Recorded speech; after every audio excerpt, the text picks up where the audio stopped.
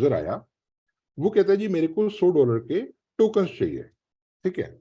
आपने उसको $100 के टोकन्स देने के लिए एग्री तो हो गए, चलो ठीक है हमारे को देने हैं टोकन्स तो हम दे देंगे आपको, बट आप उसमें एक कंडीशन लगा देते हो। वो कंडीशन क्या है कि सर आपको $100 के टोकन्स एक साथ नहीं मिलेंगे, मैं आपको 100 की बजाय, 100 में जो टोकन आ रहे हैं, मान लो 100 ही टोकन आ रहे हैं, मैं आपको 100 की बजाय 200 टोकन दूंगा, लेकिन एक साथ नहीं दूंगा, मैं आपको दूंगा रोज के 10 टोकन, रोज के 10 टोकन, ठीक है ना।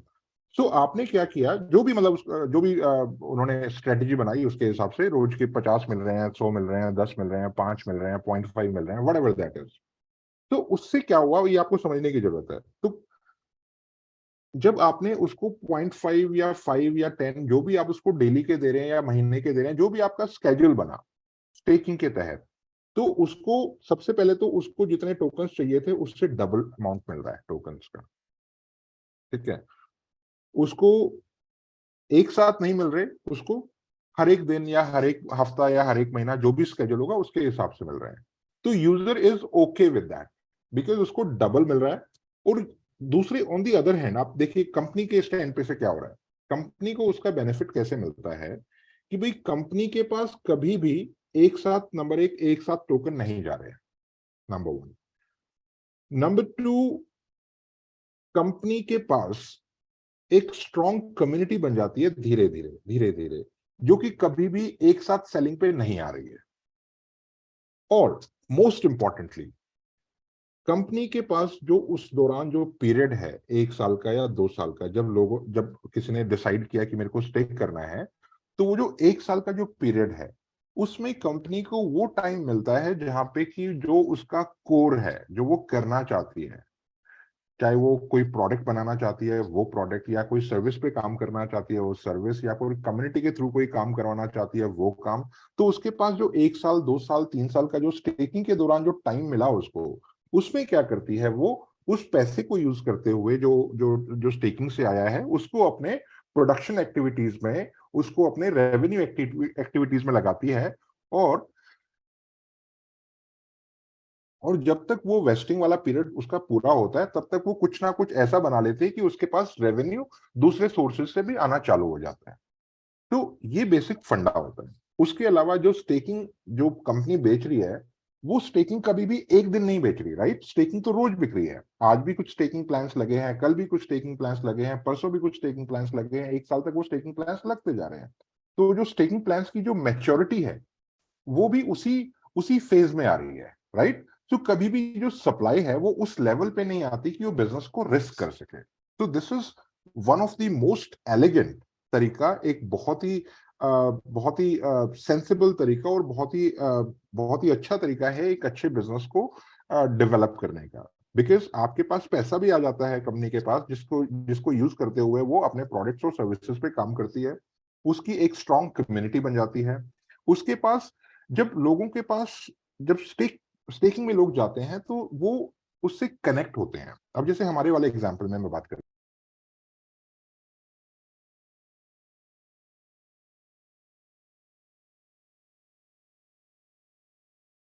दैट दे आर गेटिंग, जो कि उनको इंटरेस्टेड रखता है, वो डेली वेबसाइट पे आते हैं, डेली उस विषय में बात करते हैं, डेली उसके विषय में लोगों को बताते हैं, ठीक है।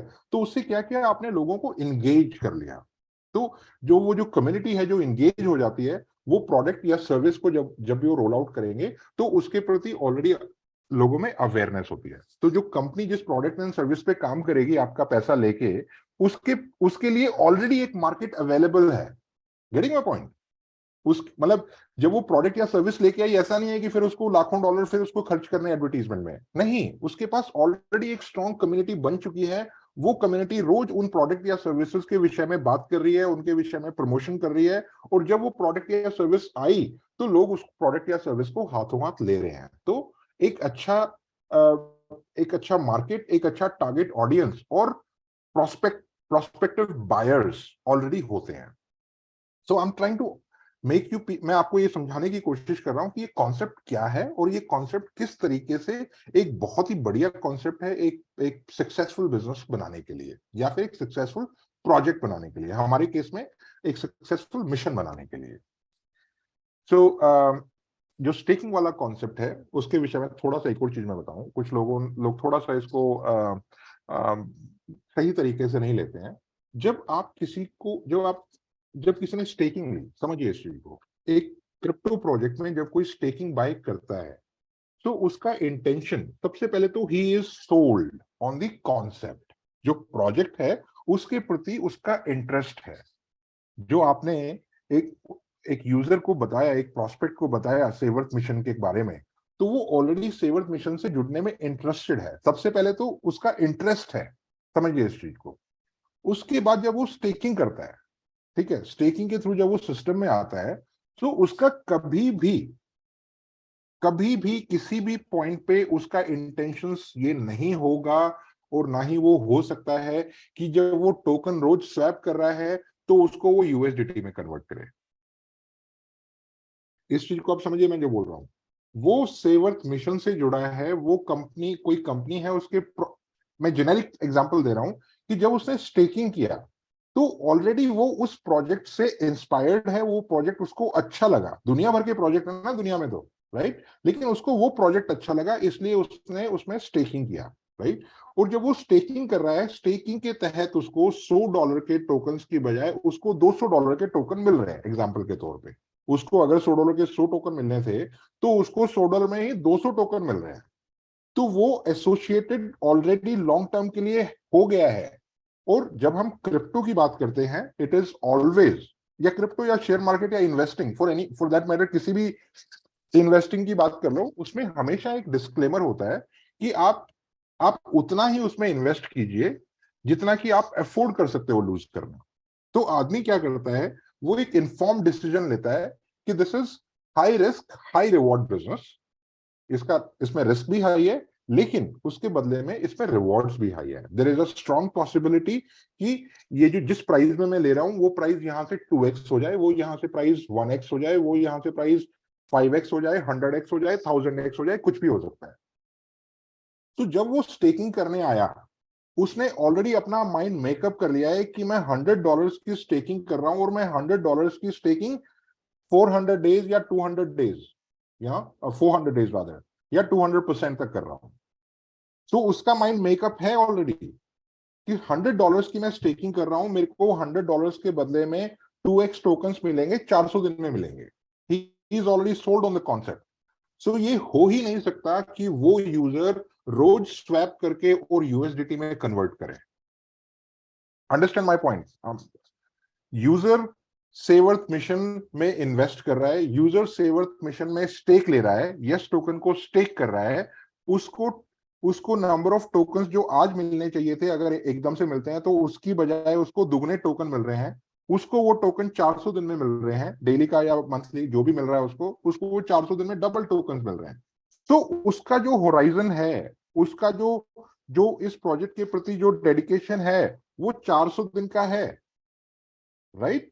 वो प्रोजेक्ट में सोल्ड है, वो यस वर्ल्ड मिशन में सोल्ड है। अगर वो $100 की स्टेकिंग कर रहा है, he is staking for 400 days. वो सिर्फ आज या कल या परसों के लिए नहीं कर रहा है। और जो प्रोजेक्ट उसको जो बोल रहा है कि आपकी वेल्थ ग्रो होगी, समझिए इस चीज को। जो उसने $100 की स्टेकिंग की, ठीक है, ऑलरेडी उसको 200% मिल गया, ठीक है, तो ऑलरेडी उसका जो रिस्क है वो तो ऑलरेडी मिटिगेट हो गया, उसको 200 टोकन्स मिल रहे हैं 100 की बजाय, राइट। उसके बाद अगर प्राइस जहां पे आज है उतना प्राइस भी रह रहा है तो उसका उसका रिटर्न 200% हो गया already, you know. Probability is very high कि मतलब अगर उसका टोकन का प्राइस सेम भी है, स्टेबल भी है, then at the end of the staking duration और tenure he is sitting at 200% of the profit. उसमें कोई इफ एंड बट नहीं है, 200% तो उसके पास है ही है। अब इस टोकन का प्राइस जो आज की तारीख में मान लो फॉर एग्जांपल ₹1 है, उस स्टेकिंग पीरियड के दौरान अगर उसका प्राइस ₹2 हो गया तो ही is sitting eight 400% profit, right, provided वो रोज टोकन ना बेचे। ये देखो, दिस इज द की। लोग थोड़ा सा गलती कर रहे हैं यहाँ पे, लोगों को लोग समझ रहे हैं लेकिन लोग शायद दूसरे लोग उनको दूसरे तरीके से कुछ समझा रहे हैं, इसलिए मैं थोड़ा सा एक्सप्लेन कर रहा हूँ। और जो जो वर्किंग कर रहे हैं उन लोगों को इस तरीके से इसको प्रेजेंट करना है। अगर आज की तारीख में ₹1 का रेट है शेयर का या टोकन का, और आपको स्टेकिंग के थ्रू 200% वो मिल रहा है, तो आप 200% के प्रॉफिट पे ऑलरेडी 400 दिन बाद बैठे हुए हो। और इस टोकन का प्राइस अगर 1 रुपए से 2 रुपए हो जाता है 400 दिन बाद, मतलब उस ड्यूरेशन में, तो आपके पास जो 200 टोकन्स हैं वो ऑलरेडी 400 के हो गए, right? So you are sitting on a 400% profit. But उसके लिए आपको क्या करना पड़ेगा? सबसे पहले तो कॉन्सेप्ट में बिलीव करना पड़ेगा। आपको कॉन्सेप्ट में बिलीव है तभी आप स्टेकिंग कर रहे हो। फर्स्ट एंड फॉरमोस्ट ये समझने की कोशिश कीजिए। सेव अर्थ मिशन में आप ऑन बोर्ड हो, you are sold, you think that this is a mission to save, do the real save earth, and this is something which is meaningful, और इसके पीछे वर्ल्ड की सबसे बड़ी अपॉर्चुनिटी भी है। तो डेफिनेटली एक बहुत अच्छा प्रोजेक्ट है और मेरे लिए एक बहुत अच्छा फाइनेंशियल प्रोजेक्ट भी है। और ये अर्ली स्टेज पे ये प्रोजेक्ट है, और अर्ली स्टेज पे अगर इस प्रोजेक्ट के साथ में जुड़ जाता हूं, तो जब ये प्रोजेक्ट सक्सेसफुल होगा, या जब ये प्रोजेक्ट अपने आधे रास्ते, 25% रास्ते, 75% रास्ते में पहुंचेगा, तब तक मैं एक अच्छा खासा इससे प्रॉफिट बना लूंगा। और मेरी एक्टिविटीज से जो वातावरण बचेगा वो तो नोबल अकॉम्प्लिशमेंट वाली फीलिंग मेरे लिए है ही है, उसके साथ साथ मैं एक अच्छे खासे प्रॉफिट में भी यहां से निकल पाऊंगा जब मुझे निकलना है। लेकिन उसके लिए आपको क्या करना पड़ेगा? सबसे पहले तो मिशन में बिलीव करना पड़ेगा, जो कि आप ऑलरेडी कर रहे हो। उसके बाद जो आपने स्टेक किया, उस स्टेक को रोज निकालना नहीं है। स्वैपिंग के थ्रू जो यस टोकन्स आए उनको रोज बेचना नहीं है, समझो इस चीज को। आप ऑलरेडी $100 की स्टेकिंग कर रहे हो, आपने $100 400 दिन के लिए इन्वेस्ट किए हैं। अब क्या कर रहे हो आप? मतलब आप आए हो सेव अर्थ मिशन में कंप्लीटली, मतलब everything is crystal clear, you are seeing a big vision, you are seeing a big mission, you are seeing a big amount at the end of your tenure. But गलती क्या कर रहे हैं लोग कि जो डेली स्वैप आ रहा है उस स्वैप को यूएसडीटी में कन्वर्ट कर रहे हैं। अरे यूएसडीटी में क्या मिलेगा आपको? कुछ नहीं। यूएसडीटी आज की तारीख में अगर आप पीछे हिस्ट्री, मतलब वो डॉलर पैक्ड है ना, 1:1 है, $1 इज इक्वल टू 1। जितने भी ये स्टेबल कॉइन्स है उनके पीछे डॉलर पैक्ड है, राइट? अगर डॉलर का प्राइस बढ़ेगा तो इसका प्राइस बढ़ेगा। थोड़ा सा डिमांड एंड सप्लाई पे भी मैटर करता है ऑब्वियसली, बट लिमिटेशन है। ऐसा नहीं है डॉलर 500 रुपए का हो जाएगा। डॉलर अगर 500 रुपए का हो गया तो जो लगा लो दुनिया के आधी कंट्रीज बर्बाद हो जाएंगे। तो डॉलर 80 का होगा, 85 का होगा, 100 का होगा, हो सकता है 110 का हो जाए, हो सकता है 120 का हो जाए, बट उसके ऊपर नहीं जा सकता। बिकॉज ग्लोबलाइजेशन है, लिबरलाइजेशन है, दूसरी कंट्रीज उससे इंपैक्ट होती हैं। और जब हम ग्लोबली कुछ इन चीजों को ग्लोबल पर्सपेक्टिव में देखें तो वो पॉसिबिलिटी नहीं है, वो पॉसिबल ही नहीं है, राइट? तो वो जो आप यूएसडीटी स्वैप कर रहे हो तो उसका कोई सेंस नहीं है बहुत ज्यादा। यूएसडीटी स्टेबल कॉइन है, वो डॉलर के बेसिस पे ही है। डॉलर आज की तारीख में 80-82 का है, तो हो सकता है 85-86-90 तक चला जाए, हो सकता है 90-95 चला जाए, you know, on the very रोजी साइड। ऑब्वियसली मैं एक साल के होराइजन की बात कर रहा हूँ, मैं 5-10 साल की बात नहीं कर रहा हूँ। तो एक साल में इतना ही तो मूव होगा यार, 2-4-5 रुपए मूव हो जाएगा ऊपर या नीचे। तो बट आप क्या कर रहे हो? आप उस अपॉर्चुनिटी को लूज कर रहे हो। वो अपॉर्चुनिटी जो कि सेवर मिशन से जुड़ी है, और जो आप जिसमें पोटेंशियल है कि 2x 4x 100x 1000x का पोटेंशियल है। Nobody knows, even I don't know, मुझे भी नहीं पता, किसी को नहीं पता, ना गोगना जी को पता, ना बॉबी जी को पता, ना किसी को नहीं पता। बट हमारे को ये पता है कि जब हमारी एक स्ट्रॉन्ग कम्युनिटी बन जाती है, जब हमारी स्ट्रॉन्ग कम्युनिटी किसी भी प्रोडक्ट या सर्विस को हाथों हाथ लेने के लिए तैयार है, तो उससे रेवेन्यू आता है, उससे पूरे इकोसिस्टम में स्ट्रेंथ आती है। जब नंबर्स दिखते हैं हमारे सीएमसी पे, जब नंबर्स दिखते हैं हमारे बीएसटी स्कैन पे, जब नंबर्स दिखते हैं हमारे कि 2 लाख होल्डर्स हैं, 4 लाख होल्डर्स हैं, 10 लाख होल्डर्स हैं, 50 लाख होल्डर्स हैं, उससे इकोसिस्टम में वैल्यू आती है। फिर बायर्स आते हैं, real buyers. Right now a lot of people are complaining कि सर टोकन का प्राइस नीचे जा रहा है, टोकन का प्राइस नीचे जा रहा है। अरे एट द फर्स्ट प्लेस तो बेचना ही क्यों है? ये शुडंट बी बॉदर्ड कि टोकन का प्राइस कहां जा रहा है, बिकॉज आप लोगों ने तो 400 दिन के लिए टोकन लिया है। $100 की स्टेकिंग, $50 की स्टेकिंग आप लोगों ने कर दी है, उसको रोज रोज देखने की जरूरत नहीं है, right? $100, $400, $500 is like your investment towards your future. उसको रोज मत देखो, उसको रोज निकालो मत। अभी वो टाइम नहीं है। टाइम आएगा जब हमारा एयर ड्रॉप आएगा, जब हमारे यस वर्ल्ड के इकोसिस्टम में प्रोडक्ट्स और रेवेन्यूज आएंगे जब हमारे होल्डर्स 1 करोड़ होंगे और जो बीएससी स्कैन पे दिखेगा, तब आएगा टाइम बेचने का। क्यों? क्योंकि उस टाइम बायर्स होंगे, जो आज की तारीख में 1, 1.5, 2 रुपए का रेट है, वो बायर्स उसको लेने के लिए तैयार होंगे। फिर आप ऊपर लगाओ ना बिड, आप 5 रुपए पे लगाओ बिड, 10 रुपए पे लगाओ, 100 रुपए पे लगाओ, आप बिड क्यों लगा रहे हो 1.5 रुपए पे? तो अंडरस्टैंड दिस थिंग। सबसे पहले आपको ये क्लैरिटी लेनी पड़ेगी अपने दिमाग में कि आप किस तरीके से आ रहे हो। अगर आप मिशन एक मतलब आप एक प्रोजेक्ट में आ रहे हो जिसमें आपको वैल्यू दिखती है, तो फिर आप कॉन्फ्लिक्ट नहीं कर सकते, आप कॉन्फ्लिक्ट कर ही नहीं सकते अपने साथ। आपका दिमाग, आप सिस्टम में आए, आपको सेवर्थ मिशन अच्छा लगा, आपको कॉन्सेप्ट अच्छा लगा, आपको प्रोजेक्ट अच्छा लगा, आप प्रोजेक्ट में इन्वेस्ट करने आए, आपने स्टेकिंग के थ्रू इन्वेस्ट किया। जब आपने इन्वेस्ट किया तो कर दिया ना, 400 दिन के लिए कर दिया, $100 इन्वेस्ट, $50 इन्वेस्ट, $1000 इन्वेस्ट, खत्म। 400 दिन बाद देखेंगे भाई, दुगना तो हो ही रहा है, डबल तो हो ही रहा है 400 दिन बाद, नंबर ऑफ टोकन्स डबल तो डेफिनेटली आएंगे, दिस इज गारंटेड। इसमें कोई इफ एंड बट नहीं है कि आपके पास डबल टोकन्स आएंगे। अब जब आपके पास डबल टोकन्स आएंगे तो आपका रिस्क वैसे आधा हो गया। अगर टोकन का प्राइस आधा भी जाता है तो आपकी कैपिटल सेफ है। But on the upside, project में हमारे को पूरा भरोसा है। जब आप इन्वेस्ट कर दिया, जब आपने यार कोई 1 रुपए नहीं लगाता, राइट?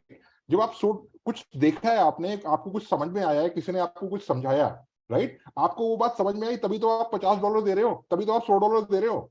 तो उसके जब आप कॉन्सेप्ट पे जब आप सोल्ड हो, जब आपने उसको ओके कर दिया, राइट, आपने ओके किया क्योंकि आपको अच्छा लगा। जब आपने ओके कर दिया तो 400 दिन तक ओके है मेरे भाई। वो कल कल ऐसा नहीं हो सकता कि आज ओके और कल नॉन ओके हो गया, ऐसा नहीं हो सकता। फिर आप आज ही सोच लो कि ओके है या नॉन ओके है। 2 दिन ले लो, अच्छे से चीजों को परख लो, देख लो, समझ लो। अगर आपको समझ में आई चीजें, उसके बाद स्टेकिंग प्लान परचेज करो। और जब एक बार परचेज कर लिया तो that is there for 400 days. तो अगर कोई यूजर मेरे को कंप्लेन करता है, मेरे को एज अ प्रोजेक्ट का मैं पार्ट हूं, अगर मेरे को कंप्लेन करता है तो मेरे को उस चीज का दुख होता है। दुख इसलिए होता है कि लोग उस चीज को नहीं समझ रहे हैं। तो आपको सबसे पहले समझना पड़ेगा कि कॉन्सेप्ट में जब आप सोल्ड हो, तो उसके बाद आप रोज क्यों बेच रहे हो, क्यों अपने लिए नुकसान कर रहे हो, क्यों एक कॉन्फ्लिक्ट ऑफ इंटरेस्ट अपने लिए पैदा कर रहे हो, क्यों?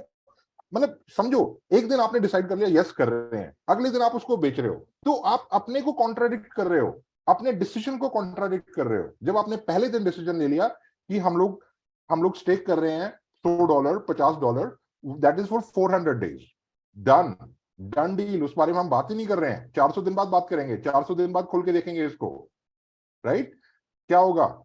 प्रोजेक्ट मैंने देख लिया, प्रोजेक्ट अच्छा है, संदीप चौधरी जी अच्छा काम कर रहे हैं, it is all good. Community building, strong community build हो रही है, सेवर्थ मिशन में हमारे पास पैसा आ रहा है, इन्फेक्टर के थ्रू पैसा आ रहा है, और हम एक्टिविटीज कर रहे हैं उनके थ्रू पैसा आ रहा है।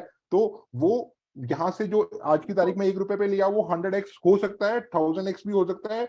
बट अगर यहीं की यहीं रहा तो भी मेरे को 200% का फायदा है।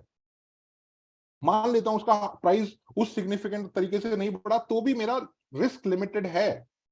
तो हर तरीके से इसको एनालाइज करो, हर तरीके से उसको देखो, और फिर एक इन्फॉर्म डिसीजन लो।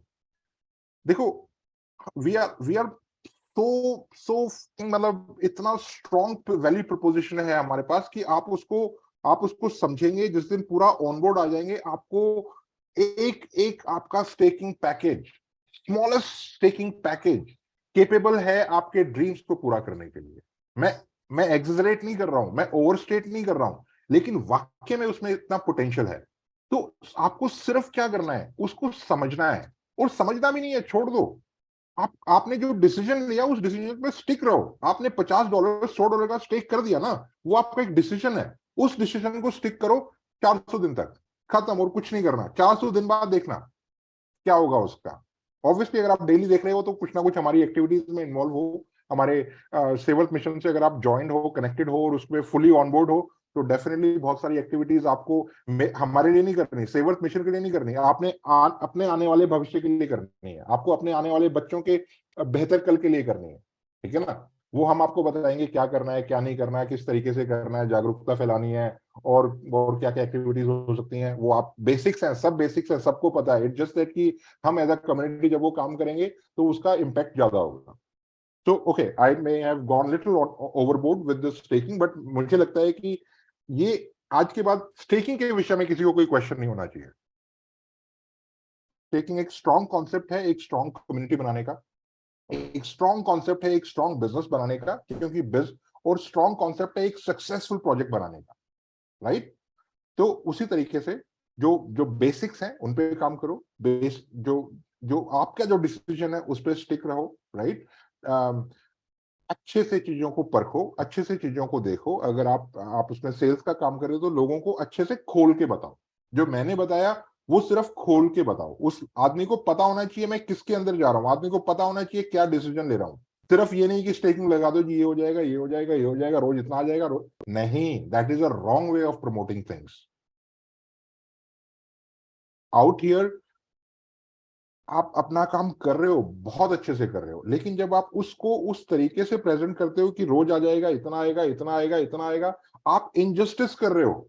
उस आदमी के साथ आप इनजस्टिस कर रहे हो जो कि ऑलरेडी इस मिशन से कनेक्टेड होने के लिए आपके साथ तैयार है। अगर वो $100 की, $50 की स्टेकिंग आपके साथ लगाने को तैयार है, तो उसको उसी तरीके से समझाओ कि भाई इसको होल्ड कर। समझो इस चीज को कि जब वो रोज निकाल रहा है, टोकन निकाल रहा है, रोज उसको यूएसडीटी में सेल कर रहा है, उसको कुछ नहीं मिल रहा। $100 का $100 $200 हो जाएगा तो क्या हो जाएगा यार, कुछ नहीं होगा। लेकिन आप अपॉर्चुनिटी मिस कर रहे हो। वो अपॉर्चुनिटी की जब आपने जिसके $100 लगवाए, वो उसके $100 शायद कुछ भी बन सकता था। और अगर वो कुछ भी बन जाता तो वो आपके प्रति उसकी कितनी रिस्पेक्ट होती। आप उस अपॉर्चुनिटी को मिस कर रहे हो। So staking is a wonderful concept, बहुत प्यारा कॉन्सेप्ट है। हम लोग यूनिकली क्वालिफाइड हैं बिकॉज हम लोगों ने एक यूनिक प्रोजेक्ट, एक रियल लाइफ प्रोजेक्ट जिससे हर एक बंदा कनेक्ट करता है, हमारे पास वो प्रोजेक्ट है। और वो प्रोजेक्ट स्टेकिंग से जुड़ा हुआ है, और वो चीज आज तक कभी नहीं हुई है, never seen in the history. Staking दुनिया कर रही है। मैं ये नहीं कह रहा हूं कि स्टेकिंग सिर्फ हम लोग लेके आए हैं। Staking is a very very standard process, एक स्टैंडर्ड मैकेनिज्म है, दुनिया कर रही है उसको स्टेकिंग। लेकिन उसके पीछे क्या है, स्टेकिंग के पीछे क्या ऐसा है जिसके साथ आप कनेक्ट कर सकते हो, जिसको आप समझ सकते हो? डीफाई, गेमीफाई, ये फाई, वो फाई, कुछ समझ में किसी के आता है क्या? नहीं आता, राइट? बट स्टेक कर दिया, वो सब डीफाई वीफाई सब जीरोफाई हो जाता है लास्ट में। क्योंकि जो चीज मेरे समझ में नहीं आती है वो उसमें मैं इन्वॉल्व कैसे हूं? कम्युनिटी बना दी, लेकिन कम्युनिटी कर क्या रही है? समझो इस चीज को।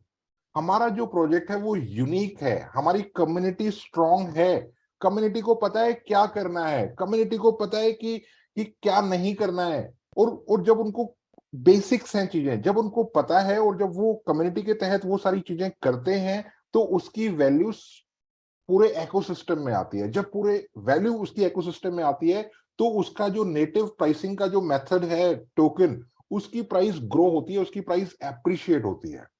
सो our concept is unique people. जो मैं आपको कभी कभी जब भी मुझे टाइम लगता है मैं समझाने की कोशिश करता हूं, बट इट्स जस्ट दैट कि ऐसा कोई प्लेटफॉर्म नहीं है, मैं एक एक आदमी को नहीं समझा सकता। मेरे पास सिर्फ यही जूम वाला प्लेटफॉर्म है जिसके तहत मैं अपनी इंफॉर्मेशन को, अपनी नॉलेज को आपके साथ शेयर कर सकता हूं। और मैं सिर्फ आपको इतना इंस्पायर कर सकता हूं कि एक छोटा सा अमाउंट, एक $50 $100 का स्टेकिंग यस वर्ल्ड में करके छोड़ दो और उसको भूल जाओ, और सेवर्थ मिशन से ज्वाइन होके उन कामों में इन्वॉल्व हो जाओ जिसकी की धरती माता को आवश्यकता है। वो इन्वेस्ट करके भूल जाओ, वो स्टेक करके भूल जाओ, और यहाँ पे थोड़ा सा गाड़ी कम चलाओ। ठीक है, इनफैक्ट अगर लगा सकते हो तो लगाओ। कल को हम 2 महीने बाद रोल आउट हो रहा है इसकी, रिटेल में रोल आउट कर रहे हैं। इनफैक्ट जहां पे भी पॉसिबिलिटी होती है वहां लगाओ। ठीक है, और जो मेजर हमारा ड्राइव है, again it is everything is basic, everything is so so so basic कि हम लोगों को पता है, बचपन से पता है, पेड़ लगाने से प्रदूषण कम होता है। क्लोरोफिल हम लोगों ने चौथी पांचवी क्लास में पढ़ा हुआ है सबने। तो चीजें, we have to go back to basics, right? पीछे वापस जाना पड़ेगा, बिकॉज ये आगे बढ़ते बढ़ते बढ़ते हम लोग कल्प्रिट खुद ही है, कोई और नहीं है, किसी और ने नहीं किया, हम लोगों ने ही किया है। तो हमारे को कुछ नहीं, सिर्फ और सिर्फ फॉरेस्टेशन करना है। फॉरेस्टेशन फॉरेस्टेशन फॉरेस्टेशन फॉरेस्टेशन खत्म। दुनिया से फॉरेस्टेशन करवाना है, सारी दुनिया से करवाना है फॉरेस्टेशन। सारी दुनिया से पेड़ लगवाने हैं, सारी दुनिया पेड़ नहीं लगा सकती, कुछ ही लोग हैं जो पेड़ लगा सकते हैं, लेकिन उनका ऑर्डर, उनका ठेका हमारे को लेना है। सारी दुनिया के पेड़ लगाने का ठेका हमारे को लेना है। सबसे दुनिया की सबसे बड़ी लैंड हमारे को चाहिए दुनिया के सबसे ज्यादा पेड़ लगाने के लिए। तो हमारे को उन प्रोजेक्ट्स पे काम करना है आगे।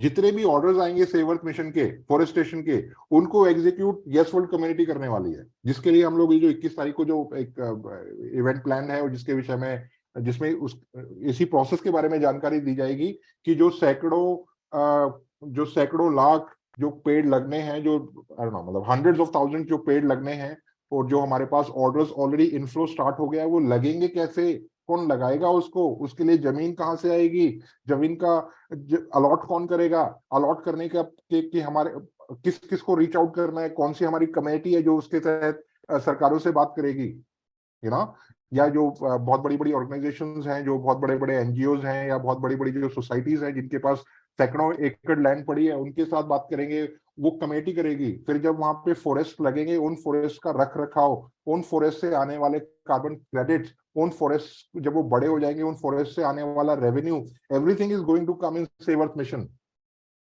Right? So just do a staking and forget it. Only stake जो अमाउंट आप एफोर्ड कर सकते हो लूज करना, चाहे वो $50 का अमाउंट है, चाहे वो $100 का अमाउंट है, चाहे वो $1000 का अमाउंट है, चाहे वो $500 का अमाउंट, जो अमाउंट एक अपने फ्यूचर के लिए आप रिस्क कर सकते हो। Risk reward, again having said everything, मैं फिर से बोल रहा हूं कि risk reward is superb, superb है वो। अगर 2% का रिस्क है तो 98% का रिवॉर्ड है। और यहां तो हम लोगों ने खुद काम करना है, फॉरेस्ट हम लोगों ने खुद लगाने हैं, किसी और पे डिपेंडेंट नहीं है सिस्टम, हमारे खुद के एक्शंस पे डिपेंडेंट है। हम जितना अच्छा काम करेंगे उतना उसका प्राइस बढ़ेगा, राइट? कोई रॉकेट साइंस बात नहीं कर रहा हूं मैं। कार्बन क्रेडिट्स फॉरेस्ट लगाने से कैसे आते हैं गूगल कर लो, राइट? और अगर हम फॉरेस्ट लगा रहे हैं, हमारी संस्था फॉरेस्ट लगा रही है, तो ऑब्वियसली कार्बन क्रेडिट आएंगे। और वो कार्बन क्रेडिट कहाँ आएंगे? संस्था में। संस्था किसकी है? कम्युनिटी की। कम्युनिटी कौन है? हम लोग। सिंपल। इसमें इफ एंड बट है ही नहीं कोई। फ्रंट में हम लोग बैठे हुए हैं, संदीप चौधरी जी फ्रंट में बैठे हूं, मैं आपसे बैठ के बात कर रहा हूं फ्रंट में। 1 साल से बैठे हम लोग, 1 साल ऑलरेडी पूरा कर चुके हैं। अभी तक मैं कह रहा हूं हम लोगों ने 1.5% काम नहीं किया। हमारे को 100% जो अगर काम करना है उसमें 98%, 99% काम बचा हुआ है। Understand our vision. We are here for like forever. So understand the concept, understand the mission, understand the team, understand the vision that team has, right? It is, और उसको अपनी आंखों के आगे जो कुछ लोग पट्टियां लगा देते हैं ना कि ये तो ये है, ये तो ये है, ये तो ये। लोगों का काम है बोलना यार, लोगों का वेस्टेड इंटरेस्ट है, समझो। लोग आपको जानते हैं। यस वर्ल्ड आज की तारीख में इतना स्ट्रॉन्ग फुट होल्ड है यस वर्ल्ड का कि यस वर्ल्ड को अगर नहीं दबाएंगे तो उन किसी का काम नहीं चलेगा। लोग आपको गुमराह करेंगे। लोग, अब मेरे पास लास्ट वीक खबर आई, मेरे को वाकई में इतना दुख हुआ कि किसी ने मतलब अपने इंटरेस्ट में आके लोगों के टोकन बिकवा दिए, लोगों के टोकन बिकवा के यूएसडीटी लेके और दूसरे कॉन्सेप्ट में इन्वेस्ट करा दिया। अंडरस्टैंड, जब वो जिस कॉन्सेप्ट में इन्वेस्ट किया जब वो जीरो होगा, और यहाँ वाले टोकन जो आपने बेच दिए 1 साल बाद वो 4 गुना होंगे, कितना दुख होगा वो मुझे तो पता है ना। मैं तो आज वो सेंस कर सकता हूँ, आज मैं वो फोरसी कर सकता हूँ। तो इसलिए प्लीज आप सभी सबसे पहले इन्फॉर्म्ड होइए, सबसे पहले कॉन्सेप्ट को समझिए। और जब एक बार कॉन्सेप्ट को समझ लिया तो समझ लिया यार, डन है, डिसाइड कर लिया हम लोगों ने सेव अर्थ मिशन के साथ काम करना है तो करना है। फिर इफ एंड बट नहीं है। फिर कम्युनिटी पे फोकस करो, जो पेड़ लगाने उन पे फोकस करो, लोगों को समझाओ कि क्यों प्रदूषण के ऊपर कार्य करना जरूरी है। लोगों को समझाओ कि सिर्फ और सिर्फ हम ही कर सकते हैं, कोई सरकार नहीं आएगी करने के लिए, कोई यूएन नहीं आएगा करने के लिए। उन्होंने करना होता तो 25 साल से ये प्रॉब्लम है, वो कर चुके होते। अगर उनकी स्ट्रेटेजीज काम करनी होती तो वो कर चुकी होती। वो कर रहे हैं, लेकिन उनको हमारे को हेल्प करना है, वो भी करेंगे, हम भी करेंगे, तो डेफिनेटली एक स्ट्रॉन्ग सोल्यूशन निकलेगा, राइट? सरकार की जो पॉलिसीज हैं बहुत अच्छी पॉलिसीज हैं, लेकिन हमारे तक वो पहुंचती नहीं ना। हमारे को पता ही नहीं लगता करना क्या है। हम वो काम करेंगे, सरकार की पॉलिसीज भी हम लोग लेके आएंगे, आप लोगों तक, लोगों को अवेयर करेंगे कि ये काम करना चाहिए और ये काम नहीं करना चाहिए। एक तरफ हम पॉल्यूशन को कम करेंगे, दूसरी तरफ हम पेड़ लगाएंगे। तो एक तरफ हम लोगों ने क्या किया, CO2 एमिशंस को रिड्यूस कर दिया। जब हम गाड़ी कम चलाएंगे तो CO2 एमिशंस रिड्यूस हो गए, राइट। अगर आज की तारीख में 100 है, अगर हमने उसको 98-99 पे ले आया CO2 एमिशंस को, तो ऑलरेडी यहाँ 2% का हम लोगों को यहाँ फायदा हो गया। दूसरी तरफ हम लोगों ने पेड़ लगा दिए। पेड़ लगाने से क्या हुआ, जो वातावरण में पहले का भी जो धुआं था, जो CO2 था, उन पेड़ों ने उसको एब्जॉर्ब कर लिया, तो 2% का वहां फायदा हो गया। अल्टीमेटली मतलब ड्यूअल अप्रोच हो रही है ना, और दोनों तरीके से हम लोगों को फायदा हो रहा है। जब हम CO2 रिड्यूस कर रहे हैं तो भी वातावरण को फायदा हो रहा है, जिधर से जब हम पेड़ लगा रहे हैं तो भी वातावरण को फायदा हो रहा है। तो इन चीजों को बस थोड़ा सा बेसिक्स है, सब समझते हैं, एवरीबडी अंडरस्टैंड। मतलब मैं I am nothing, I am absolutely nothing. आप लोगों का जो एक्सपीरियंस है, आप लोगों के जो दिमाग है, आप लोग जिस लेवल पे काम करते हो, बस थोड़ा सा क्लैरिटी की आवश्यकता है। यू नो, कई बार होता है हम लोग एक काम करते करते मतलब उस तरीके से, मतलब आगे उसके आगे पीछे देख नहीं पाते हैं, यू नो, बिकॉज हम उस काम के प्रति इमोशनल हो जाते हैं। लेकिन कई बार हमारे को थोड़ा सा एक जगाने की जरूरत होती है कि भाई आप अच्छा कर रहे हो, या आप इसमें थोड़ा सा ऐसा कर ले तो और भी अच्छा हो जाएगा। सो आई होप, कोई भी एक अनम्यूट करके बोल सकता है कि मेरी आवाज क्लियर आ रही है नहीं आ रही है। आई होप कि मैंने स्टेकिंग वाला कॉन्सेप्ट आपको क्लियर किया। मैंने आपको ये क्लियर किया कि जब आप स्टेक करते हो तो आपको स्टेक का जो ड्यूरेशन है उसके लिए स्टेक करते हो, और आपको बीच में नुकसान खाने की जरूरत नहीं है। और आप स्टेक तभी करो जब वो अमाउंट जो आप स्टेक कर रहे हो उसको आप 1 साल के लिए स्टेक करना अफोर्ड कर सकते हो। अदरवाइज आप अननेसेसरी अपने आप को स्ट्रेच करोगे, अननेसेसरी अपने आप को परेशान करोगे। क्यों? क्योंकि आपको वो जो एक जो यू नो काइंड ऑफ जो होपफुल सिचुएशन में जिसमें आपको लेके जाया गया है, और अगर आप उससे बीच में ही अगर आप निकलना स्टार्ट हो जाओगे तो जो आपने सपना देखा जहां पहुंचने का, वहां नहीं पहुंच पाओगे। तो वो आपके लिए एक डिसअपॉइंटिंग सिचुएशन होगी, जिसके लिए रिस्पॉन्सिबल आप खुद ही होगे। लेकिन होगा क्या, बाद में आप ब्लेम करोगे, यार मेरे साथ ये हो गया, मेरे को ये कर दिया, मेरे को वो कर दिया, सब बकवास है। बट अल्टीमेटली उसके लिए रिस्पॉन्सिबल आपके खुद के एक्शंस ही होंगे।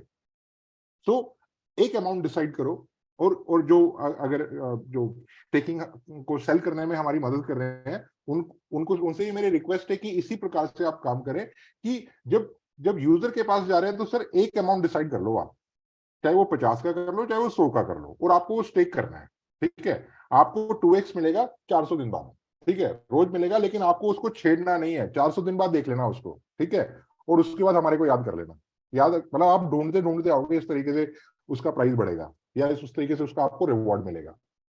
अगेन, उसको ये पता होना चाहिए कि मैं क्रिप्टो में इन्वेस्ट कर रहा हूं, उसको ये पता होना चाहिए कि क्रिप्टो रिस्की है, उसको ये पता होना चाहिए कि इसमें रिस्क रिवॉर्ड वैल्यू प्रपोजिशन है। आप रिस्क कर रहे हो, अपना $100 $50 रिस्क कर रहे हो, लेकिन जब आप उसको रिस्क पे डाल रहे हो तो हो सकता है वो जो रिस्क है, जो आप जो रिस्क लेके उसका रिवॉर्ड आपको बहुत अच्छा मिल जाए, और सुपर डुपर अच्छा मिल जाए, राइट।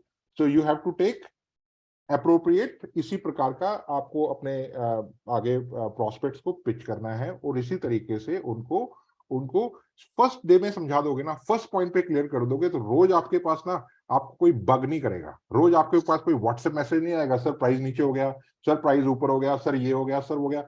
एक दिन क्लियर कर दो, सर प्राइस ऊपर भी जाएगा, प्राइस नीचे भी जाएगा, ठीक है, लेकिन 400 दिन बाद आपको डबल टोकन मिलेंगे, ठीक है। और 400 दिन बाद इसका प्राइस देखना, बीच में आपको देखने की जरूरत नहीं है। हाँ, मॉनिटर करते रहो, 2-3-4 दिन में मॉनिटर करते रहो, लेकिन नीचे जा रहा है ऊपर जा रहा है उसके लिए सिरदर्द मत करो, ठीक है। तो अगर आप 400 दिन के लिए इन्वेस्ट कर सकते हो, 400 दिन का कॉन्सेप्ट अगर आप समझ सकते हो, और मिशन को अगर आप समझ सकते हो, और लिंक कर सकते हो कि कैसे इसकी वैल्यू बढ़ेगी, तो आप इन्वेस्ट कीजिए। और बिलीव यू मी, अगर मैं इस चीज को जिस तरीके से समझा रहा हूं, अगर आपने इसको उसी तरीके से समझा दिया, उसका 50% भी समझा दिया सॉरी, कोई भी बंदा, कोई भी प्रोस्पेक्ट जिससे आप बात कर रहे हो, जिसको ये आप एक्सप्लेन कर रहे हो, वो मेरे पास आप आ जाना कि सर मैंने समझाया था आपके समझाने के हिसाब से, और वो बंदा समझा नहीं, आप मुझे बता देना। I am taking the guarantee, अगर इस तरीके से उसको समझाओगे, उसको समझ में आएगा, वो स्टेकिंग करेगा, और वो बीच बीच में आपको परेशान भी नहीं करेगा।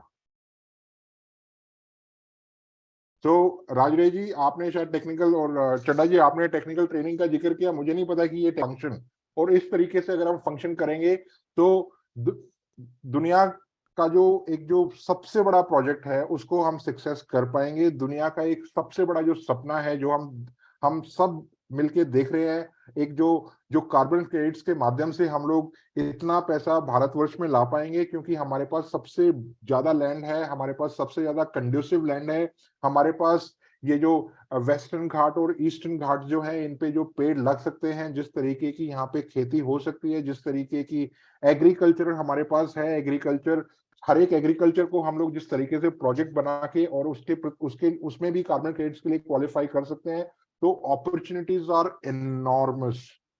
आप सोच नहीं सकते, हमारी सोच से बियॉन्ड अपॉर्चुनिटी है ये। First we just need to connect, first we just need to get on board. हमारे को सिर्फ और सिर्फ ऑन बोर्ड होना है पहले, और जब हम एक बार ऑन बोर्ड हो गए तो अपने डिसीजन को कैसे क्वेश्चन करेंगे यार। ऐसा नहीं हो सकता कि आज मैं ऑन बोर्ड हो गया और कल मैं बोलूं नहीं मैं ऑन बोर्ड नहीं हूं। मैं ऑन बोर्ड हूं तो हूं, आज की तारीख में डिसाइड कर लो कि मैं ऑन बोर्ड हूं। 2 दिन लेने हैं 2 दिन ले लो, 5 दिन लेने हैं 5 दिन लेने हैं, 10 दिन लेना है 10 दिन ले लो, बट चीजों को समझो, जब चीजें समझ में आ जाए उसके बाद फिर मिशन के साथ जुड़ो। Alright people, any questions till here?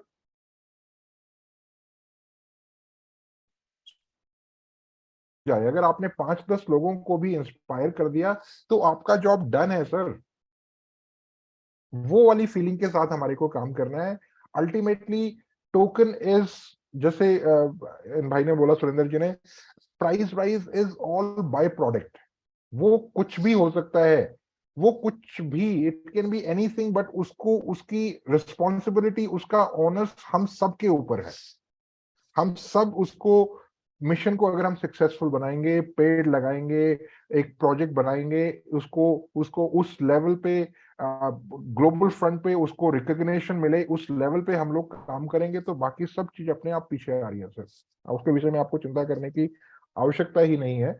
अब हम आते हैं थोड़ा सा टेक्निकल चीजों पे, जिस जिस पर्पज के लिए हम लोगों ने सेशन रखा था।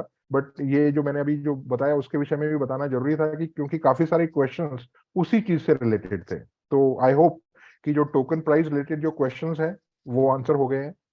ठीक है, जो प्राइस का जो डिफरेंस है उसके प्रति आंसर हो गए हैं वो क्वेश्चंस, बिकॉज आपको रोज कैश आउट करना ही नहीं है। आपको टोकन स्वैप करना चाहो कर लो, अदरवाइज आपके टोकन जितने yeswell.io में सिक्योर है उतने सिक्योर कहीं पे भी नहीं हेलो। है। आप मत लेके जाओ टोकन अपने ट्रस्ट वॉलेट पे, मत करो किसी और लिंक पे क्लिक। मीट हो गया क्या?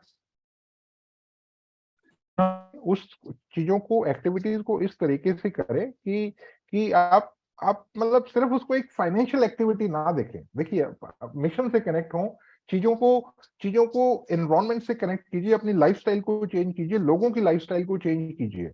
सिर्फ फाइनेंशियल एस्पेक्ट ही मत देखिए। बहुत से लोग हैं सिर्फ फाइनेंशियल एस्पेक्ट देख रहे हैं और उनको डेली डेली का डेली वो सारी चीजों में इन्वॉल्व होते हैं। उनमें मत होइए। एक्टिविटीज, मीनिंगफुल एक्टिविटीज कीजिए, जिससे कि हम अपने जो काम कर रहे हैं उस पे, उसको मतलब feel proud on what you are doing. You are not in yes world, you are not in save earth mission just to do swap, just to do a few clicks and just to take tokens on your trust wallet. वो ठीक है, that is one part of it, but overall you have to feel the connection with the mission and start doing meaningful things, and make lives better, make everybody's life better, and make our planet, our mother earth, a better place to live for us as well as our future generations to come. Okay, let's move on to the next. ऐसा नहीं हुआ कि BEP20 addresses change हो गए तो सारे के सारे टोकन कहीं और ही चले गए। इतने बड़ा हिकअप होने के बावजूद भी हैकर जिसने BEP20 एड्रेसेस चेंज किए पूरे सिस्टम के, वो लेके नहीं जा सका कुछ।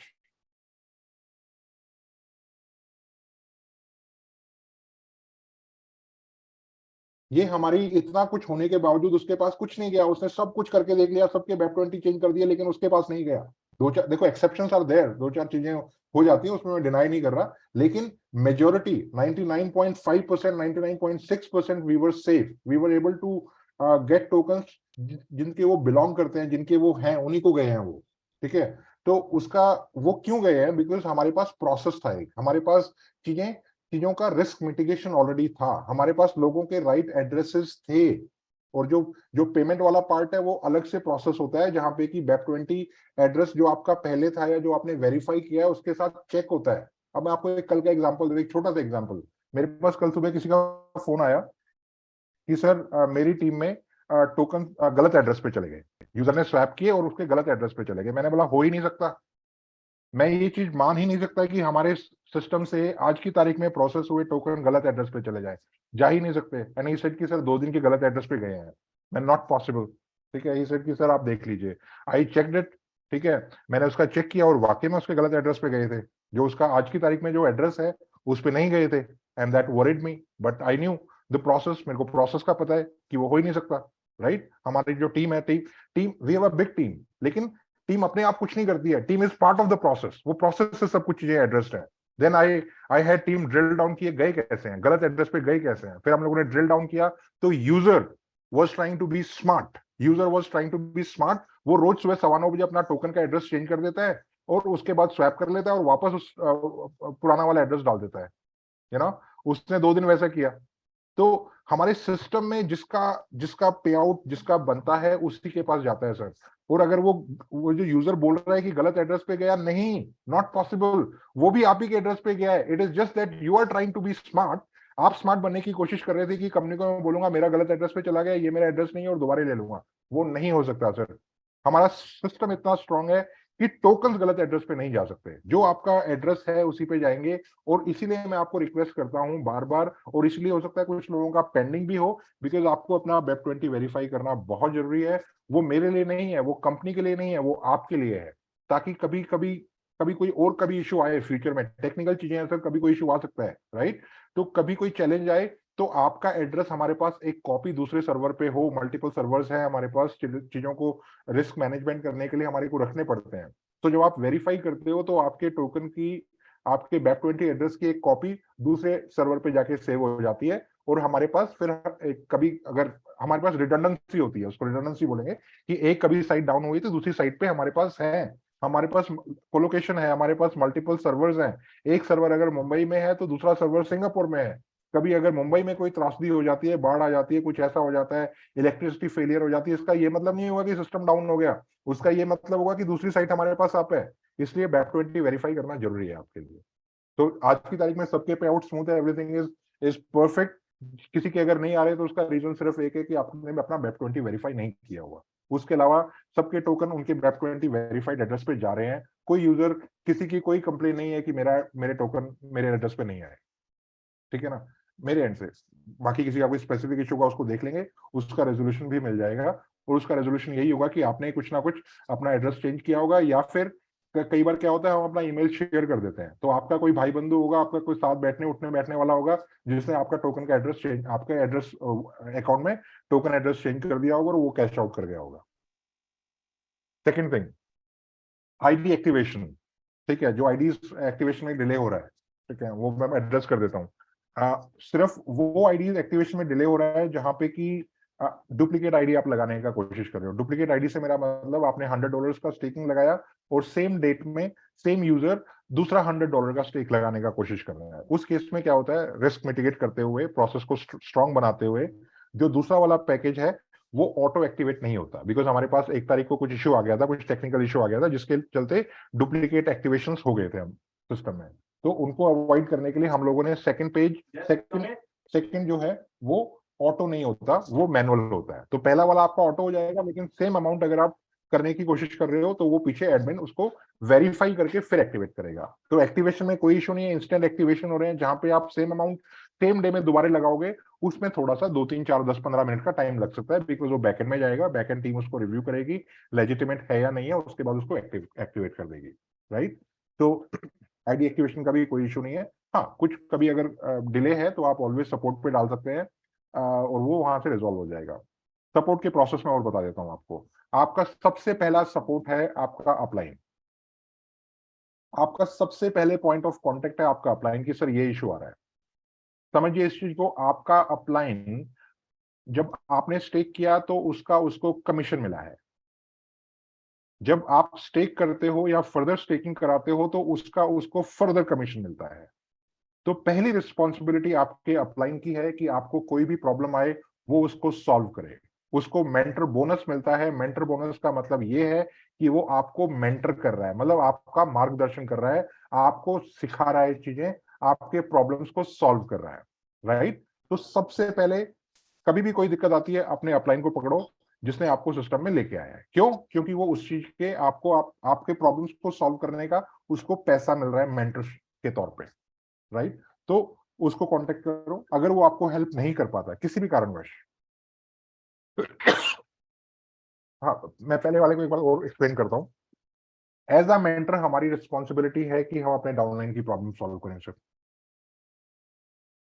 हम डाउनलाइन अपलाइन के पास जाएगी, कोई भी प्रॉब्लम होगी, और अपलाइन का ये जिम्मेदारी है कि वो डाउनलाइन की प्रॉब्लम सॉल्व करे, उसको सुने, उसको ट्राई करे। अच्छा ये इश्यू आ रहा है, स्वैप नहीं हो रहा या ये नहीं हो रहा, आप उसको ट्राई करें, सर एक बार मेरे को दिखा दो, गो स्क्रीन पे दिखा दो या जैसे भी दिखा दो, उसको अपने यहाँ पे जो उसका इश्यू आ रहा है उसको रिप्रोड्यूस करने का कोशिश करो, यू नो। अगर वो वाकई में वो इश्यू है जो उसको भी आ रहा है और आपको आपकी समझ में भी नहीं आया और आपसे भी रिजॉल्व नहीं हुआ, then third then the probably the second step is support। फिर उस इशू को आप सपोर्ट पे डालें, सपोर्ट उसको देखेगा, सपोर्ट उसको रिजॉल्व करने का कोशिश करेगा। सपोर्ट टीम को प्रॉपर ट्रेनिंग है हर तरीके के इश्यूज को रिजॉल्व करने की। बट स्टिल अगर आपको लगता है कि सपोर्ट से भी वो इशू रिजॉल्व नहीं हुआ, क्योंकि चीजें कई बार सिस्टम में अपग्रेड्स होते हैं, कुछ नई नई चीजें आती हैं, तो सपोर्ट को भी हो सकता है उस बारे में बहुत ज्यादा जानकारी ना हो। ट्रेनिंग मतलब ट्रेनिंग इश्यूज हो सकते हैं, जानकारी दे दी जाती है, लेकिन कुछ लोग होते हैं थोड़ा एक बार में समझ जाते हैं, कुछ लोग 2 बार में समझते हैं, कुछ लोग शायद थोड़ा और डिले करके समझते हैं। तो कभी ऐसा होता है कि सपोर्ट पे आपने डाला और सपोर्ट से आपको अप्रोप्रिएट रिस्पॉन्स नहीं मिला, तो थर्ड लेवल आपका सीधा सीधा आपके पास एक्सेस है कुछ स्पेशल व्हाट्सएप नंबर्स का, ठीक है, उन नंबर्स पे आप डाल सकते हो, सपोर्ट का एक नंबर है उस पे डाल सकते हो। और कहीं से आपको कुछ ना मिले सर, मेरी लाइन ऑफ चैनल उसके बाद ओपन है, बट पहला सपोर्ट मेरे को मत भेजो, क्योंकि आपको सपोर्ट करने के लिए मैं करने मतलब मैं जितना भी दिल से चाहूँ कि करना सपोर्ट, बट मेरे पास उतना टाइम नहीं होता है, क्योंकि आप मेरे को डायरेक्टली रीच आउट करोगे, हो सकता है मैं उस मैसेज को 2 दिन ना देखूं, 1 दिन ना देखूं। वैसे कोशिश रहती है कि मैं इंस्टेंट देख लूं, उसको 5-10 मिनट में देख लूं। जब भी मेरे को टाइम लगता है, मेरा पहला काम यही होता है कि मेरे पास किस किस किन किन लोगों के किस किस विषय पे व्हाट्सएप आए हुए हैं, ठीक है। तो थर्ड या फोर्थ स्टेज पे आप रीच आउट करें व्हाट्सएप पे मुझे, अगर कहीं से कुछ रिजोल्यूशन नहीं मिल रहा, और मेरी कोशिश होगी कि इंस्टेंटली उसको रिजोल्व कर दिया जाए। मैं भी नहीं करूंगा उसको, मैं एस्केलेट कर दूंगा, मैं जो हमारे सपोर्ट मेंबर्स हैं उनको एस्केलेट कर दूंगा, तो आप उम्मीद कर सकते हो कि उसका रेजोल्यूशन आपको मिल जाएगा। तो ये हमारी सपोर्ट की हायरार्की हो गई। तो मैंने मैंने कवर कर दिया पे आउट्स का, मैंने कवर कर दिया आईडी एक्टिवेशन का। अगर कोई आईडी एक्टिवेशन स्टिल पेंडिंग है, काफी टाइम से पेंडिंग है या नहीं हुई है, तो आप सपोर्ट पे डाल दीजिए, नहीं फिर भी नहीं होता तो आप मेरे को डाल दीजिए। वेब 20 अपडेट जब लोग कर रहे हैं तो कुछ लोगों के पास ओटीपीज नहीं आ रहे। ओटीपी नहीं आना is an issue of the email, ठीक है ना। हमारे अगर कांस्टेंट नहीं आ रहे तो क्या होता है, कई बार हमारे सर्वर पे जो एडब्ल्यूएस हम लोग यूज करते हैं, वो एंटी स्पैम मतलब सेपरेशन लिस्ट है, एक सेपरेशन लिस्ट उसमें डाल दें, लेकिन वो बहुत रेयरली होता है, ऐसा नहीं है कि वो हर एक ईमेल डाल, बहुत रेयरली होता है। तो अगर ओटीपी नहीं आ रहे तो आपको एक बार अपने एंड पे स्पैम में चेक कर लेना है, एक स्पैम में चेक करके भी नहीं होता तो दोबारा ट्राई कर लेना 1 आध घंटे बाद, और फिर भी नहीं होता तो सपोर्ट पे आप डाल सकते हो। बैक 20 अपडेट करने का हमारा एक दूसरा मैकेनिज्म हो सकता है वो, बट कोशिश करें उसको अपने आप करने का। मोबाइल सर वन स्पेशल देता हूँ, ठीक है, आपसे पैसे लिए गए लेकिन आपकी आईडी एक्टिवेट नहीं की गई, ऐसे इश्यूज मार्केट में आए, तो हमारे को अपने प्रोसेस अपनी पॉलिसी से ऐसे सिचुएशंस लाने ही नहीं है। जब ऐसे सिचुएशंस ही नहीं होंगी तो इस प्रकार के इश्यूज भी नहीं होंगे, right. So the first staking you can always purchase using USDT. USDT is the only medium to purchase your first staking, because if you are staking, if you are the first time user, अगर आप पहले दिन first time user आ रहे हो तो आपके पास yes token है ही नहीं, you know, you have to, you can get it through staking only. So going back to the basics again, the first staking has to be USDT only, and second package, once your first package is over and you are coming to restake, then you can restake with yes token. Second stake, आप जब आपका एक package close हो चुका है उसके बाद आप रीस्टेकिंग कर सकते हो yes token से, कोई समस्या नहीं, उसमें वो चल रहा है। आपने एक $50 का पैकेज एक्टिवेट किया, उसके बाद आप $100 का पैकेज एक्टिवेट कर रहे हो, ठीक है। तो मतलब आपके पास विड्रॉल टोकन इतने होने चाहिए जितने का आप स्टेकिंग पैकेज लगा रहे हो, राइट।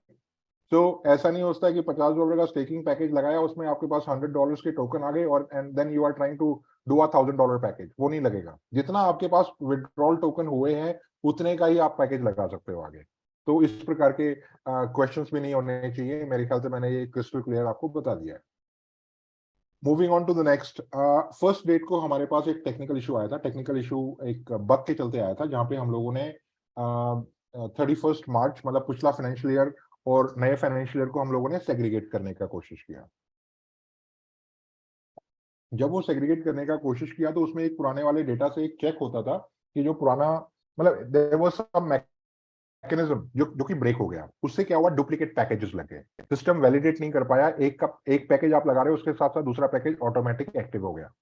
ठीक है, आपने कुछ लोगों ने देखा, कुछ लोगों ने सपोर्ट पे उसको रेज किया, मुझे रेज किया, लेकिन कुछ लोग उसको चुपचाप देख के और they felt good about it. But we caught that, second को ही हमारे को उसको पता लग गया था। और वो क्योंकि वो थोड़ा सा ट्रिकी पार्ट था, बिकॉज लोगों के पैकेजेस एक्टिवेट हो गए थे, लोगों को उसके बेसिस पे डिस्ट्रीब्यूशन हो गए थे। तो it took some time to correct those problems. आज की तारीख में सबके जो डुप्लीकेट पैकेजेस थे वो रिमूव हो चुके हैं। जिनकी पेमेंट नहीं की थी ऑब्वियसली उन्होंने, वो सारे रिमूव हो गए हैं। उनके उन डुप्लीकेट पैकेजेस का जो भी पे आउट गया था वो भी हम लोगों ने रिवर्स करवा दिया है। जो डिस्ट्रीब्यूशन गया था वो भी रिवर्स हो गया है। इस प्रोसेस में आइडेंटिफाई करने में एक दो चीजें मिस हुई हैं, उसको मैं एक्नॉलेज करता हूँ, बिकॉज वो डेटा सारा मैनुअल हमारे को करना, समझिए इस चीज को कि वो मैनुअली हमारे को करना पड़ा था। तो उस केस में दो चार लोगों के पैकेजेस ऐसे भी क्लोज हो गए जिन्होंने पेमेंट की हुई थी लेजिटिमेटली। ठीक है, तो उनको रीइंस्टेट कर दिया गया है। कुछ लोगों के सपोर्ट पे इश्यूज आए थे, मेरे पास भी आए थे कि सर हमने तो पेमेंट किया था, और उन्होंने ट्रांजैक्शन हैश भेजने के बाद वो सब पैकेज रीइंस्टेट हो गए हैं और वापस चालू हो गए हैं। ठीक है, अगर उसमें एक अब इसके बाद भी किसी का ऐसा है जिसने पेमेंट किया हुआ था उस पैकेज का और वो बंद हो गया है 9 तारीख को सारे पैकेजेस हम लोगों ने क्लोज किए थे जो पहले फर्स्ट डेट को एक्टिवेट हुए थे, दैट इज 1 अप्रैल। तो अगर कभी भी अभी भी किसी का ऐसा उसको लगता है कि हमारा पैकेज क्लोज हो गया बट हमने पेमेंट कर रखी थी, you can reach out to support और इंस्टेंटली उसको रिजॉल्व कर दिया जाएगा। सपोर्ट इन केस उसको हेल्प ज्यादा हेल्पफुल नहीं होती है तो you can raise that to me, not issue at all. Next one, the payout of 6 April. 6 April को हमारी क्लोजिंग नहीं हुई थी। 6 अप्रैल को हमारी क्लोजिंग हम लोगों ने मल्टीपल टाइम उसको ट्राई किया, बट आउटसाइड दिन में करना उसको पॉसिबल नहीं था। और क्योंकि वो उसके बेसिस पे नेक्स्ट डे कैलकुलेशन हो गई थी, उसको बैकडेट में करना थोड़ा सा ट्रिकी था और हम लोग उसको और ज्यादा कॉम्प्लेक्स नहीं बनाना चाहते थे। इसलिए हम लोगों ने 6 वाला जो पे आउट है वो बन ही नहीं पाया। जब वो बन नहीं पाया तो उसका मतलब वो ना वो पे आउट बना और ना ही वो दिन काउंट हुआ। तो आप ऐसा समझ लिए कि 6 तारीख आई नहीं आपके पैकेज के हिसाब से, राइट। तो जो आपको 200 दिन का जो 400 दिन वाला है वो 400 दिन कंटिन्यू रहेगा। इट्स जस्ट दैट कि वो 6 डेट नहीं आई।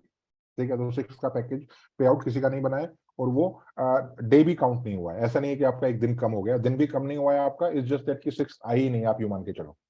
ठीक है ना, आपके 400 दिन तक या जो भी आपका 200 और 300 है, which ever comes first is applicable. तो दैट्स ऑन 6। फर्स्ट और सेकंड के रिवॉर्ड्स का भी एक इशू था जहां पे रिवॉर्ड कैलकुलेट नहीं हुए थे। Same goes for that. ठीक है, वो भी आगे जो आपके 200 दिन आना था वो 200 दिन ही आएगा। अगर 1-2 तारीख को नहीं आया तो 1-2 तारीख वहां से मतलब डेज में भी काउंट नहीं हुई। ऐसा नहीं है कि 1-2 तारीख को नहीं आया तो आपके 198 दिन या 199 दिन आएगा, नहीं, वो आपका 200 दिन ही आएगा। तो उसमें भी कोई किसी प्रकार का कोई कंफ्यूजन नहीं है। There were a few issues of negative balances. उसका रीजन मैं बता देता हूँ। नेगेटिव बैलेंस क्यों हुए थे, 3 तारीख को जो पे आउट्स प्रोसेस हुए थे, जब आप 3 तारीख को पोर्टल में गए, 3 तारीख को जब आपने बैलेंस देखा अपना, कि एग्जाम्पल के तौर पे मान लो कि आपका $200 बैलेंस था, आपने $200 स्वैप कर लिए और वो पे आउट प्रोसेस भी हो गया, आपके पास $200 आ गए। 4 तारीख को जब आप आए तो आपने बैलेंस रिफ्रेश नहीं किया। हम लोगों ने उस टाइम वो बैलेंस वाला लगाया था वहां पे, तो आपने वो बैलेंस रिफ्रेश नहीं किया। जब आपने बैलेंस रिफ्रेश नहीं किया तो पिछले दिन वाला ही बैलेंस आपको दिख रहा था, $200। आपने क्या किया, आपने उसको भी पे आउट लगा दिया, $200 का पे आउट आपका फिर से बन गया और वो भी प्रोसेस हो गया। तो आपका 4 तारीख का जो अर्निंग था दैट वाज जस्ट 5, एग्जांपल के तौर पे दैट वाज जस्ट $10 मान के चलो, और आपने पे आउट ले लिया $200। ठीक है, लेकिन नेक्स्ट डे जब आप आए तो आपने रिफ्रेश किया तो आपको दिखा $180 माइनस। तो आपको लगा ये क्या हुआ। लेकिन अगर आप अपनी अर्निंग में जाएंगे, दूसरी रिपोर्ट्स में जाएंगे, कि आपको पता लग जाएगा यार मेरे पास तो 10 ही तो आ रहे थे, माई पे आउट वॉज जस्ट 10, 10 आज का और 10 कल का, तो 20 $20 ही बनता था, लेकिन मैंने निकाल लिया $200 कल, तो 200 माइनस 20 कितना हुआ? 180। अच्छा 180, हाँ इसलिए माइनस दिख रहा है। जब आप उसको आप समझने की कोशिश करेंगे तो आप अपने आप समझ जाएंगे चीजों को, ठीक है। तो जो नेगेटिव बैलेंस है, नेगेटिव बैलेंस का रीजन सिर्फ और सिर्फ यही है। एक दूसरा रीजन ये हो सकता है कि अगर आपको जो डुप्लीकेट पैकेजेस लगे थे उसका 10% अगर आपको कमीशन आ गया, और वो जब वो डुप्लीकेट पैकेज डुप्लीकेट था, जब वो रिमूव हुआ तो ऑब्वियसली वो जो 10% कमीशन गया था आपको वो भी रिमूव हो गया, ठीक है। अगर आप पूरा कैश आउट कर चुके हैं उस डेट तक का, तो वो जो 10% कमीशन जो आपको गया है वो नेगेटिव दिखा रहा होगा। तो यही दो रीजन, उसके अलावा कोई रीजन नहीं है नेगेटिव नेगेटिव का। प्राइस डिफरेंस वाला इशू मैंने आपको हाईलाइट कर दिया है। प्राइस डिफरेंस जो है वो हम लोग बहुत जल्दी इसको फिक्स करेंगे, लेकिन क्या होता है इस प्रकार के मेजर डिसीजंस लेने के लिए हमारे पास क्रिटिकल मास चाहिए है। हम लोग उसको एपीआई बेस कर देंगे नेक्स्ट मंथ से। तो जो भी आपको इंटरनल प्राइस दिख रहा है और जो आपको एक्सचेंज में प्राइस दिख रहा है वो ऑलमोस्ट दोनों बराबर होंगे। लेकिन आप ये आपको ये समझने की जरूरत है कि हर एक एक्सचेंज में भी प्राइस डिफरेंस होते हैं, ठीक है। तो आप मान के चलो 5% के आसपास आपको हमेशा प्राइस में अलग अलग प्लेटफॉर्म्स में डिफरेंस मिलेगा, क्योंकि हर एक प्लेटफॉर्म के अपने अपने बायर्स और सेलर्स होते हैं, और बायर्स और सेलर्स उसको मैनेज करते हैं।